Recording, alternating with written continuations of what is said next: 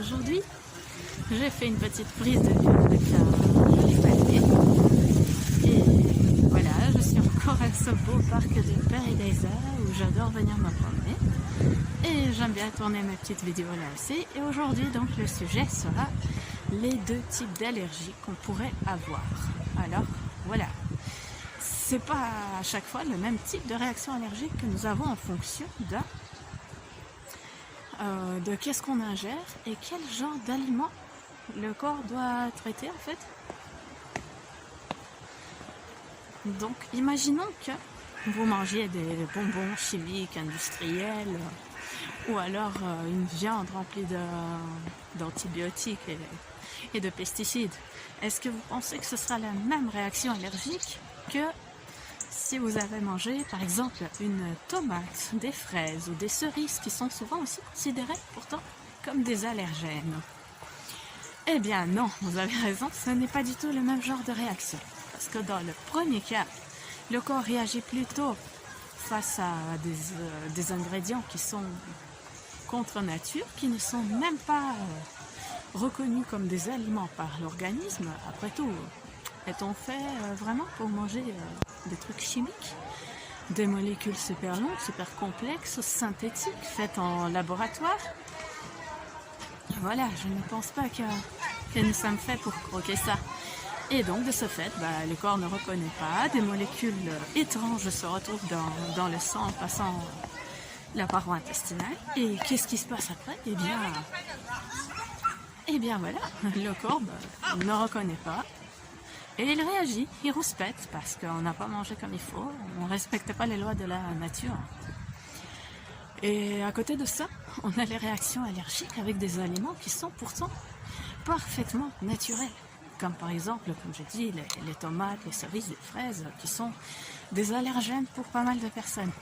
Eh bien, en fait, dans ce type d'allergie, on se retrouve avec des aliments purement naturels, mais qui provoquent des réactions détoxifiantes assez violentes parfois. Et donc, on se retrouve en fait avec des aliments très actifs.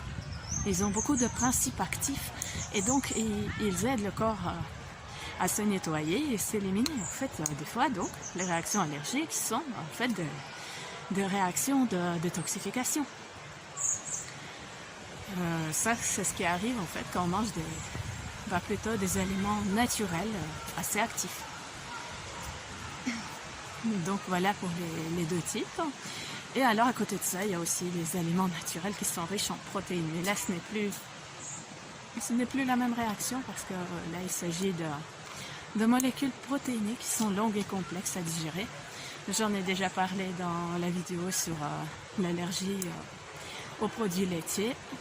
Et je vais aussi faire une vidéo sur l'allergie aux œufs. J'ai fait aussi déjà une vidéo sur l'allergie aux noix et aux noisettes. Donc voilà, ça vous permettra de mieux comprendre le phénomène. Surtout s'il vous concerne, eh bien, ainsi ça vous donne des clés en main pour pouvoir agir et pouvoir corriger votre terrain. Car pensez toujours que votre corps est un ensemble. Si vous avez une éruption cutanée au niveau de la peau, ça ne veut pas dire qu'il y a un problème au niveau de votre peau. Ça peut être un problème plus global. Parce que le corps est un ensemble. Les vaisseaux sanguins vont partout, les organes se communiquent entre eux, le système nerveux va aussi partout. Et donc, voilà.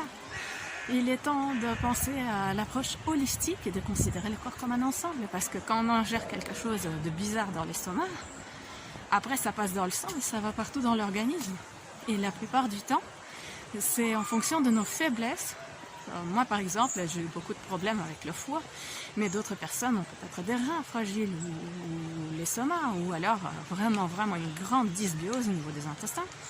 Et en fonction de ça, plus encore plein d'autres cas de figure, et bien de ce fait, les réactions ne se font pas toujours de la même manière, du fait qu'on a des faiblesses différentes. Donc de ce fait, voilà. Il faut comprendre son corps, voir qu'est-ce qui passe pour nous, qu'est-ce qui ne passe pas pour nous.